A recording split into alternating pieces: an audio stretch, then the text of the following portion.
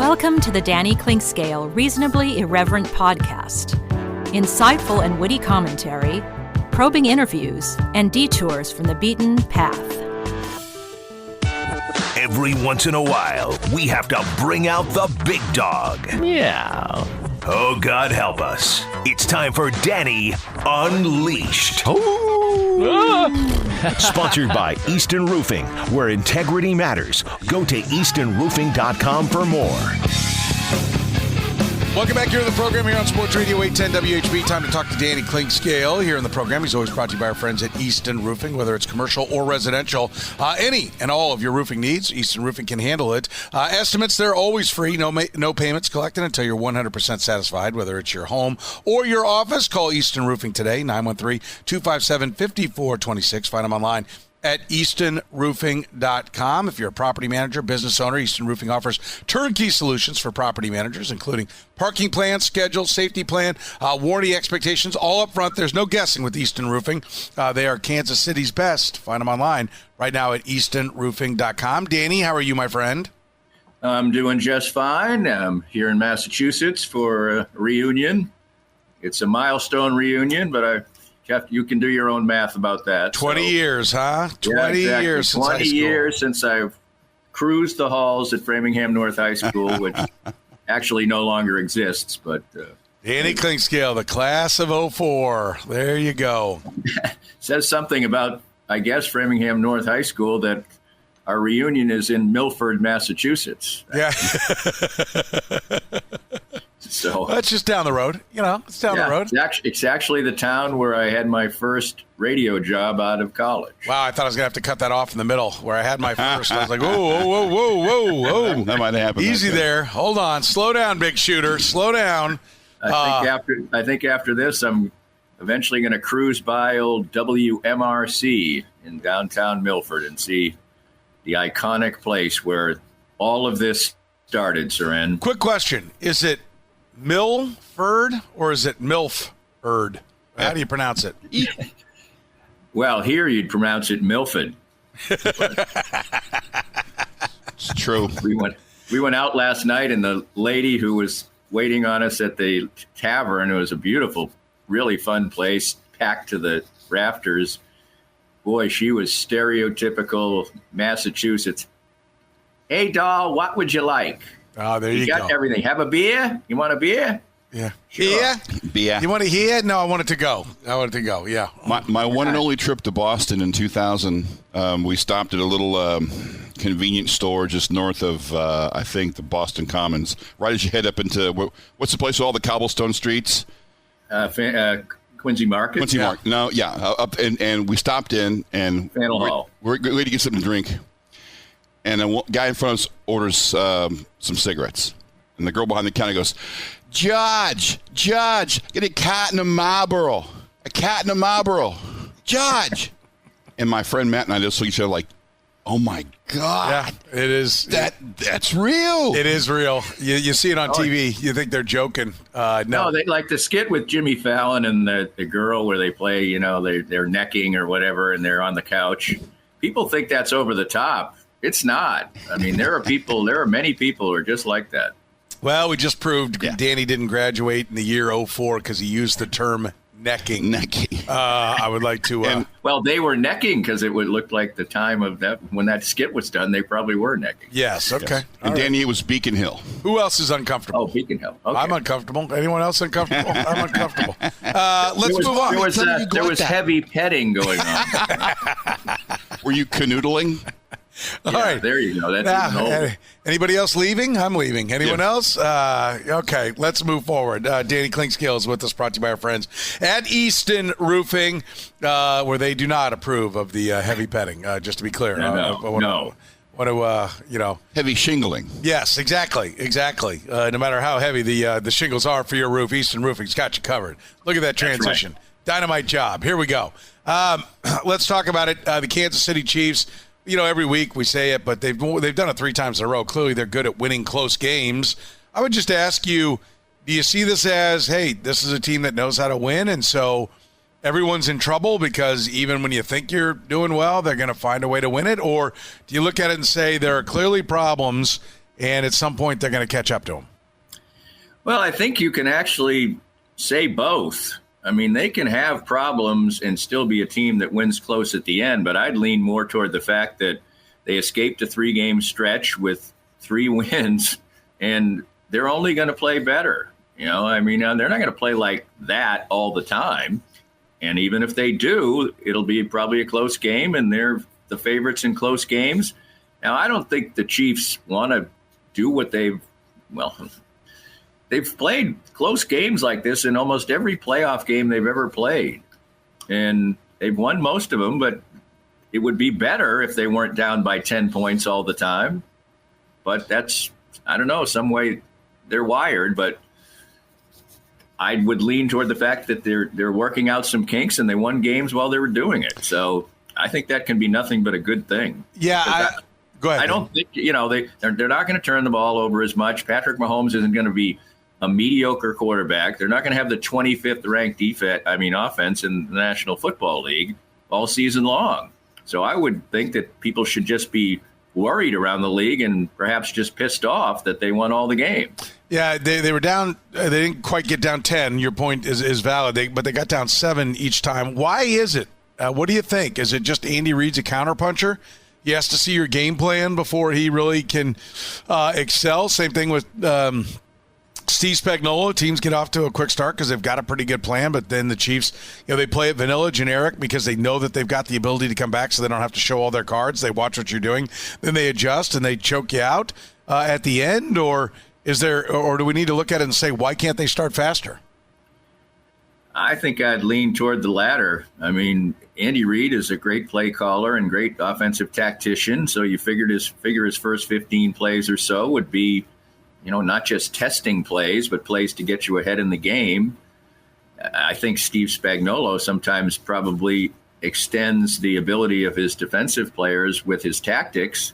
I mean, I think we've seen over the last few years that the Chiefs have always had trouble, for instance, rushing the passer without blitzing. I think it's in his DNA to like to blitz, but I think any defensive coordinator would prefer to coordinate a defense where he just let his front 4 go eat and the rest of the guys can play a good defense. So I would put this sort of on the players, maybe to not be ready to execute as well as they should. I think it's probably natural for the Chiefs.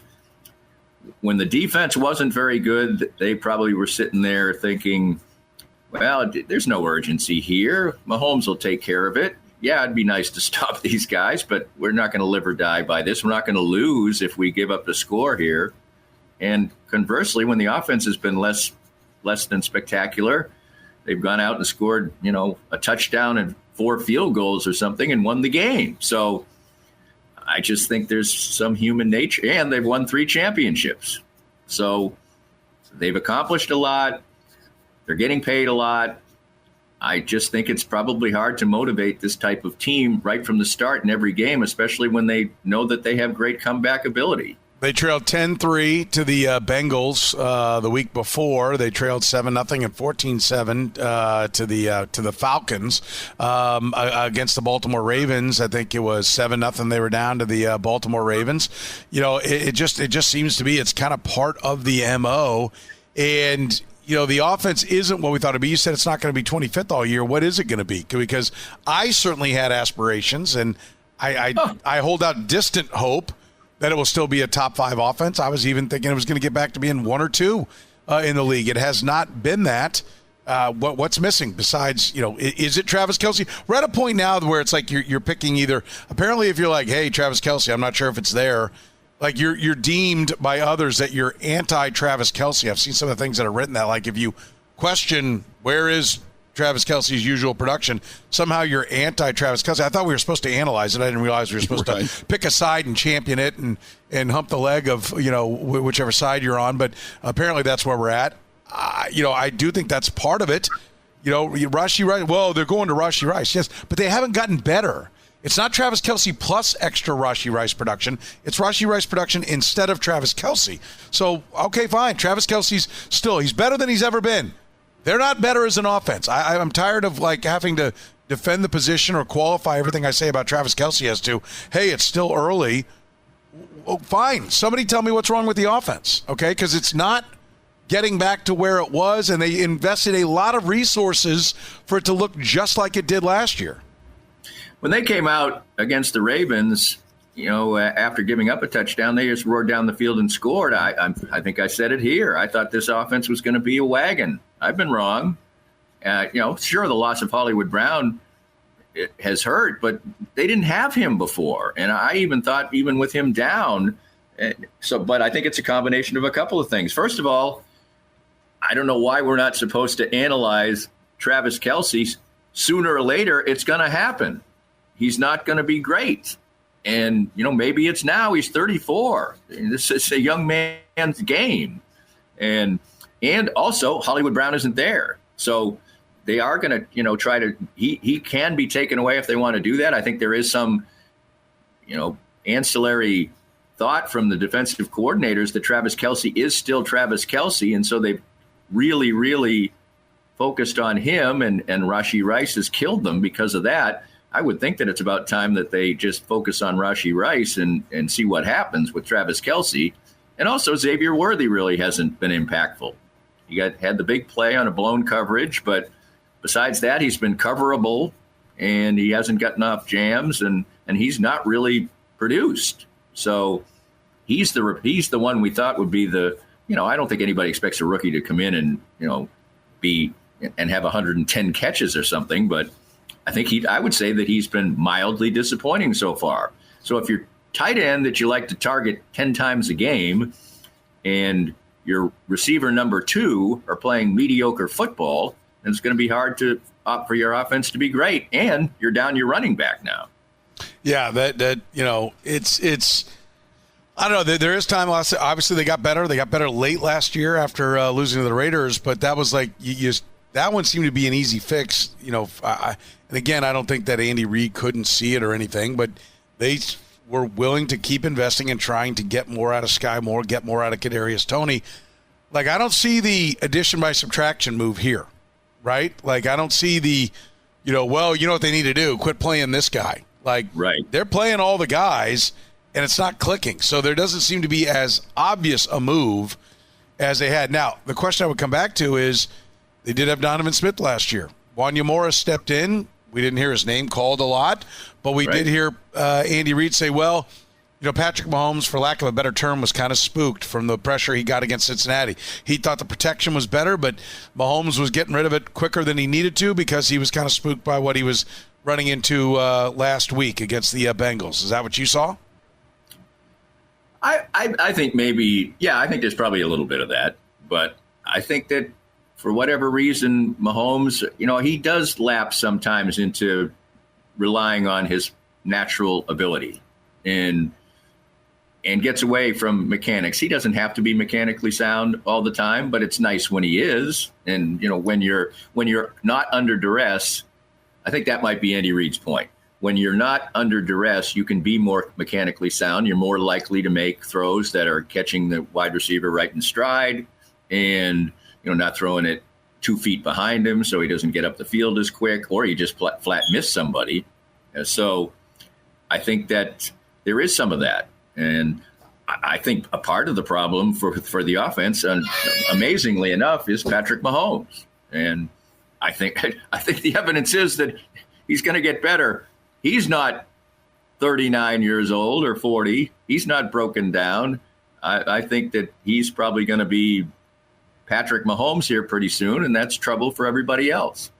Yeah, I agree. He's 29 years old now after just having a birthday a couple of weeks ago. So I do agree that he should get better. What about the Chargers? Do you see – my fear of the Chargers is missing 2 offensive tackles, missing a defensive end, missing your star safety, a quarterback that's hobbled if he plays – boy, we've never seen a recipe more ripe for just throwing your helmet on the field and laying an egg. Maybe the lack of quality performances helps them in this one, that they come more all out against a team that looks like it's wounded.